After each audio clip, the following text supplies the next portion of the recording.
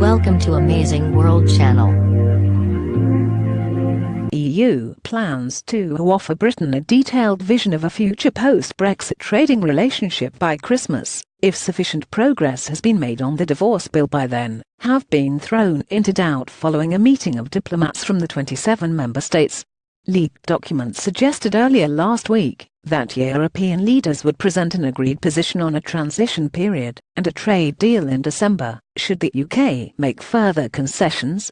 That promise was expected to be made at a European Council summit this week, where leaders are likely to rule that insufficient progress has been made at this stage on the opening withdrawal issues of citizens' rights, the financial settlement and the Irish border, and so trade talks would be delayed. However, it is understood that at a meeting of key diplomats on Friday evening, EU member states discussed weakening the language in the draft statement about their intentions in December, to give themselves greater flexibility in how they respond when they assess the rate of progress. Some member states argued during the 90-minute meeting in Brussels that the EU should not make any promises at all about having an agreed position by the time of the European Council summit on 14 December.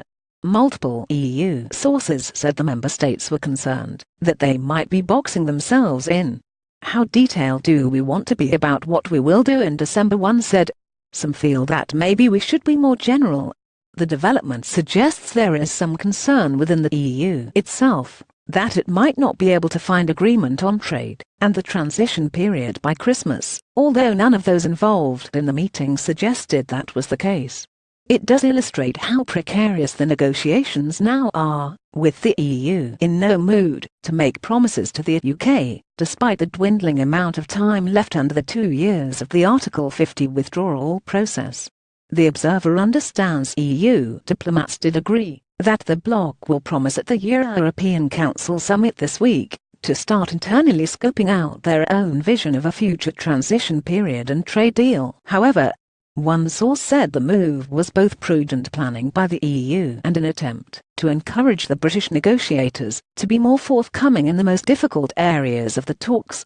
EU ministers will redraft the wording of the so-called European Council conclusions on Wednesday in Luxembourg in preparation for leaders signing off on the statement on Friday in Brussels. The development follows a difficult week for the British government, which was told by the EU's chief negotiator, Michel Barnier, that the talks were in a very disturbing state of deadlock due mainly to Britain's reluctance to offer any detail on what financial commitments it is willing to honour. The European Commission's President, Jean-Claude Juncker, while acknowledging Europe's debt of gratitude to the UK for its role during the war, after the war, before the war, also insisted now they have to pay. Relations were further undermined by suggestions from the Chancellor Philip Hammond that the EU was the enemy. The Dutch finance minister, Jeroen Dijsselbloem, who heads the 19-member state Eurozone group, responded, "I don't think those kind of etiquettes are helpful. I think the situation is quite worrisome, because we are stuck.